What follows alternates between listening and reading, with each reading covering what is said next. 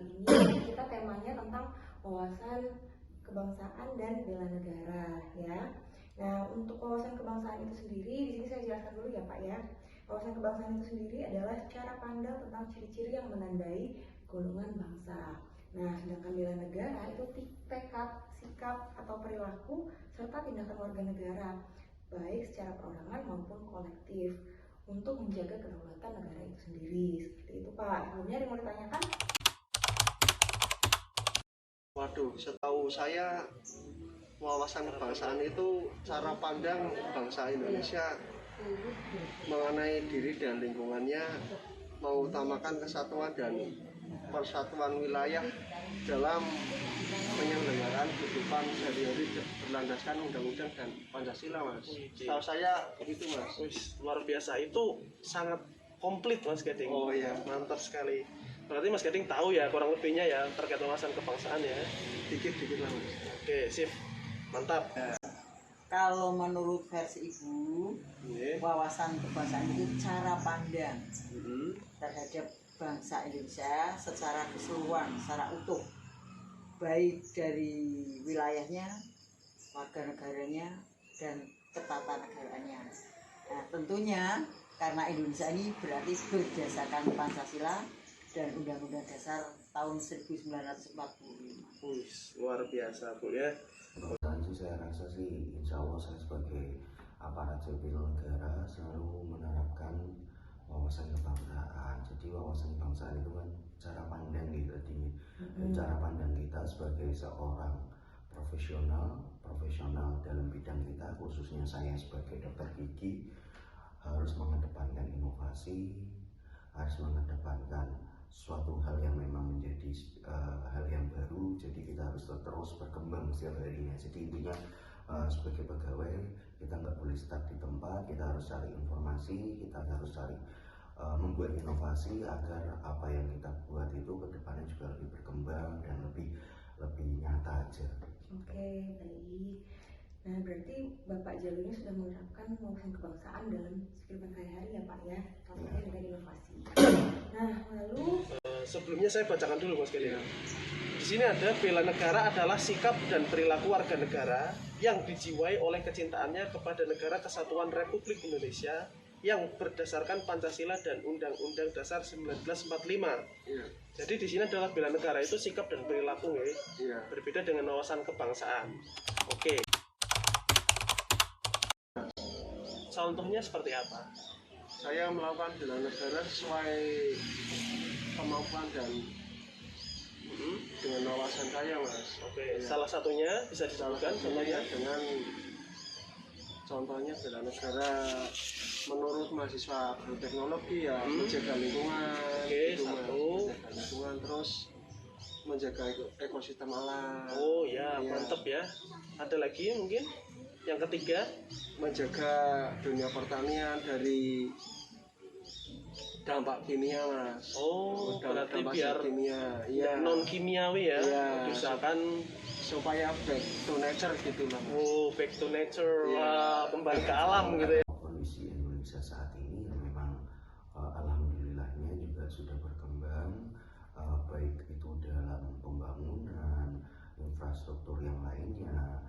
Saya rasa di Provinsi Jawa Tengah, di Provinsi Jawa Timur, Jawa Barat itu dengan kepemimpinan para gubernurnya yang memang sudah terbukti bagus, itu pembangunannya juga bagus. Di DKI Jakarta juga pemerintahan pusat itu juga bagus, dan menurut saya sih memang kondisi seperti ini itu harus disamaratakan, dalam artian enggak cuma di Jawa saja pembangunannya, kalau bisa ya di Sumatera, di Kalimantan, Sulawesi, dan khususnya di Papua itu juga harusnya sih bisa sama seperti di Jawa. Selain itu juga lapangan pekerjaan, ini ngomongin lapangan pekerjaan itu banyaknya orang-orang itu pengen bekerja di Jawa karena mereka beranggapan bekerja di Jawa itu lebih enak dan lain sebagainya. Saya rasa sih mungkin kedepannya lebih disamaratakan saja agar tidak terjadi perbedaan, tidak terjadi penumpukan lapangan kerja di Jawa. Gitu. Oke, baik. Saya merasa sudah Mas. Kalau bela negara zaman dulu kan kita harus perang Mas ya. Iya. Wah sekarang enggak lah. Bela negara saat ini berarti kita harus memerangi COVID. Ya. Kemarin itu kan terjadi bencana COVID ya negara kita. Oh. Itu kan wah sangat luar biasa itu dampaknya. Anak-anak sekolah pun ini kemundurannya itu luar biasa Mas. Terpuruk. Sehingga anak yang harusnya sudah bisa baca 2 tahun tidak diajar secara maksimal, baik segi pengetahuannya maupun mental dan sikapnya luar biasa Mas, melorotnya. Nah ini saya sebagai guru, saya bela bangsa atau bela negara ini, saya rela memberikan les tambahan, tidak dibayar Mas, gratis. Siapa yang mau monggo. Oh luar biasa. Ya untuk memperbaiki atau menebus kekurangan tadi. Oh selama 2 Ya, tahun daring itu iya. ya. Nah itu menurut saya tuh sudah bela negara Mas, walaupun kita tidak bawa senjata ya. Oh ya. Wah, Itu versi ibu versi sebagai saya sebagai guru. tenaga pendidik ya, Iya. guru. Jadi Oke. kita memerangi kebodohan. Siap. Belum stabil Mas. Kenapa Mas Gading? Karena pandemi 100% belum clear ya. Terus baru-baru ini ada kenaikan harga BBM tapi tidak diimbangi dengan kenaikan UMR juga Mas. Iya, yang ada malah UMR-nya ditekan Mas supaya tambah rendah. Itu yang membuat ya saya rasa agak-agak kacau lah. Jadi Indonesia sedang tidak baik-baik Iya, saja ya. sudah tidak baik saja. Oke. Bela negara ini kan merupakan sikap tindakan. Kalau saya posisikan di profesi saya sebagai seorang dokter gigi, aparat sipil negara itu yang pertama ya saya selalu datang pagi, melakukan apel, fingerprint. Terus untuk yang kedua melakukan pelayanan terhadap pasien ini harus sesuai standar operasional prosedur. Dan yang terpenting tidak membeda-bedakan ya pasien BPJS, jaminan kesehatan ataupun pasien umum harus kita samaratakan, dalam artian kita harus memberikan pelayanan yang terbaik. Selain itu juga kita sebagai pegawai negeri harus tetap melakukan inovasi, harus terus tetap belajar, harus mau menerima saran dan masukan agar lebih berkembang lagi ke depannya. Oke, baik. Saat ini ya, ini sedang memprihatinkan. Nah, kenapa itu? Satu, dilihat dari segi ekonomi masih terjadi gonjang-ganjing Mas. Negara kita tuh ternyata hutannya banyak. Oh. Ya. Walaupun kita dulu terkenal dengan negara yang subur dan makmur. Sekarang kita pun banyak bahkan makanan pokok, beras pun kita sampai impor. Kalau dulu kan kita pernah ekspor, sekarang impor. Kemudian banyak pemuda-pemuda yang tidak bisa mendapatkan pekerjaan.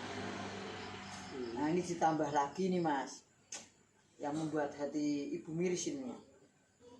Di tengah-tengah kegonjang-ganjingan ekonomi, nah ini ada kenaikan BBM. Ini memperburuk kondisi ekonomi kita.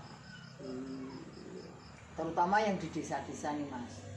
Nah, kalau di kota ya kelihatannya kurang tahu ya, karena ibu tinggal di desa. Di desa itu warga desa itu pada mengeluh lah, cari makan susah, untuk memenuhi kebutuhan sehari-hari pun juga susah. Pokoknya ya kasihan lah Mas. Dapat disimpulkan berarti Ya harapannya saya itu ya, dan mungkin mewakili jeritan batin warga desa itu ya, mestinya itu yang penting harga stabil gitu. Harga bahan pokok stabil ya, itu sudah luar biasa. Harus segera diberantas itu Mas. diberantas seperti apa ini? Kita tangkap ya seperti Menteri Perikanan kemarin itu Mas, Yang- kapalnya ditangkap terus diledakkan gitu. Kayak Bu Susi Iya, gitu ya. Bu Susi Oh, gitu. dengan tegas berarti ya Dengan kita tegas, harus membela. Iya. Indonesia ini kan memiliki sumber kekayaan yang sangat melimpah, di mana luas wilayah kita juga sangat luas sekali. Saya rasa memang perlu keterkaitan pihak-pihak tertentu untuk lebih mempertegas kedaulatan wilayah teritori negara kita. Jadi siapapun ataupun apapun yang mendekati ataupun yang melewati batas, bahkan mengambil kekayaan alam kita, itu sudah sewajarnya harus ditindak lebih tegas lagi agar mereka lebih segan terhadap negara kita. Kalau itu sih tanggapan saya. Wah ya, tanggapan saya ya sangat disayangkan. Mengapa kekayaan kita kalau dibiarkan dicuri oleh orang lain? Nah, itu berarti menandakan bahwa negara kita pertahanannya lemah. Ya mestinya harus diperkuat dalam segi pertahanan keamanan. Ya karena ini di laut berarti ya TNI Angkatan Laut diperkuat. Nah, kemudian dari udaranya juga diperkuat. Paling tidak di perbatasan antar wilayah negara itu Mas. Nah, jangan sampai itu masuk ke wilayah teritorial laut kita.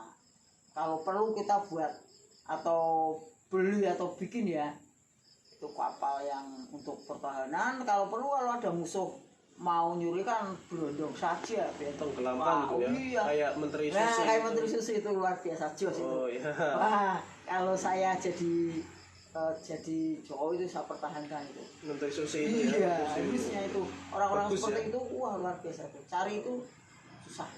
Satu di antara 1000. Wah, gitu. satu di antara 1000. Oke. BBM ini menurut saya memang sebenarnya memberatkan masyarakat ya. Kalau kita lihat dari aspek pemasukan masyarakat kecil, mungkin mereka juga sangat kesulitan dalam BBM naik ini, karena memang nggak hanya BBM saja yang naik biasanya ya. Jadi bahan kebutuhan pokok pun yang lain pasti bakal naik juga. Cuman memang saya rasa pemerintah pun telah memikirkan dampak, entah itu dampak baik maupun buruk, dan telah dipikirkan matang-matang. Jadi kalau dari saya sih, pesan saya memang kita harus beradaptasi dengan apapun kebijakan yang telah dibuat oleh pemerintah. Dan yang paling penting ya itu, kita harus tetap berusaha, bekerja keras agar kebutuhan kita tercukupi.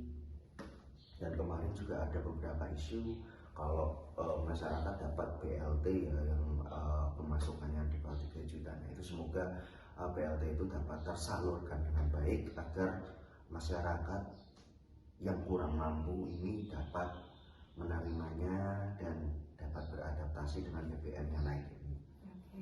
Ya, pendapatannya harus dinaikkan juga dong. Pendapatan Iya, UMR iya, warganya. Warganya harus ditingkatkan juga dong. Nggak apa-apa kan naik, asal gajinya juga naik. Oh, Iya. BBM naik nggak apa-apa. Nggak Yang apa-apa. penting gaji Ikut naik juga. dari setiap warga Iya. itu juga dinaikkan UMR-nya ya.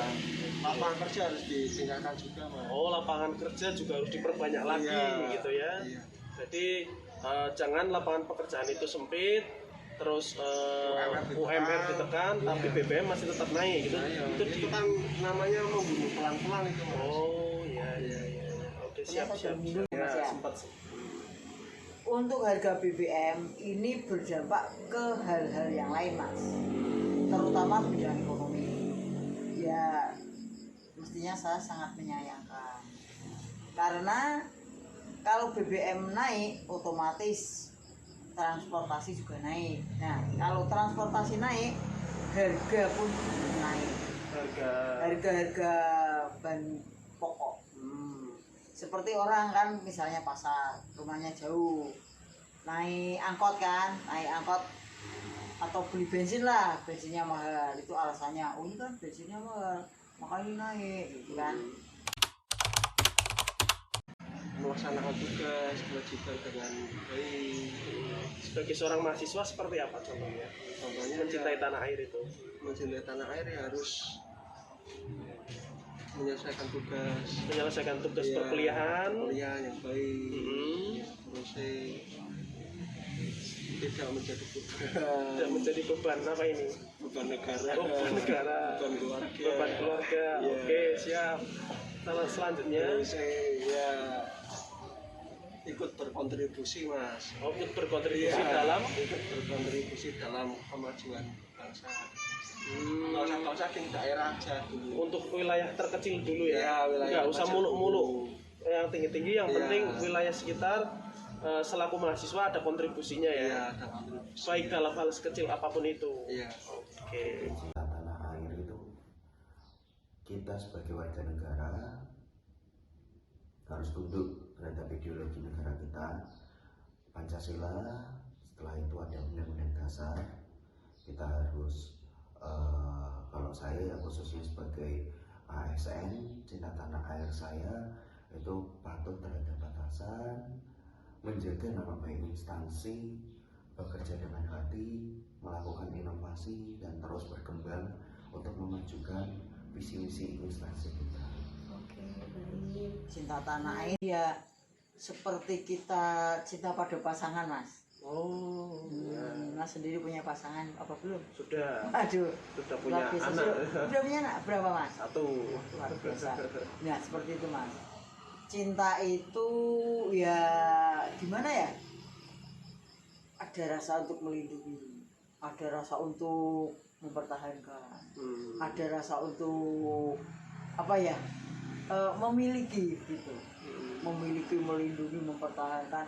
Pokoknya biar pinginnya selalu bersama. Nah, kalau kita cinta tanah air ya berarti seperti itulah bayangannya. Berarti kita akan ingin selalu melindungi kalau negara kita itu dijelek-jelekan ya kita ingin membela. Kalau pokoknya kita cinta bangga sebagai bangsa Indonesia.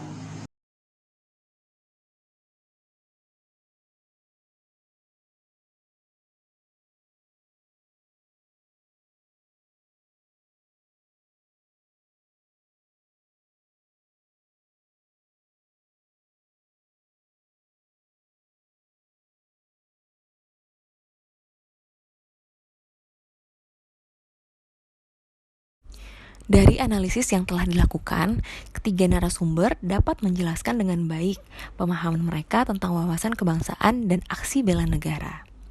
Pemahaman wawasan kebangsaan sebagai cara pandang bangsa Indonesia mengenai diri dan lingkungannya dalam menjaga persatuan dan kesatuan serta penyelenggaraan kehidupan sehari-hari yang berlandaskan pada Pancasila dan UUD 1945. Implementasi aksi bela negara yang dilakukan oleh ketiga narasumber sesuai dengan profesi masing-masing, seperti menjaga lingkungan, disiplin saat bekerja, memberikan pelayanan yang terbaik, serta melakukan inovasi untuk kemajuan bangsa dan negara. Dari analisis yang telah dilakukan, dapat kami simpulkan bahwa pada dasarnya pemahaman mengenai wawasan kebangsaan dan aksi bela negara sudah dipahami oleh beberapa lapisan masyarakat dengan profesi dan latar belakang yang berbeda. Terlihat dari cara ketiga narasumber menjelaskan pemahaman mereka mengenai wawasan kebangsaan dan aksi bela negara yang disertai dengan keikutsertaan mereka untuk aktif berpartisipasi atau berkontribusi mewujudkan aksi bela negara dengan mengutamakan persatuan dan kesatuan yang berlandaskan pada Pancasila, Undang-Undang 1945, NKRI, dan Bhinneka Tunggal Ika.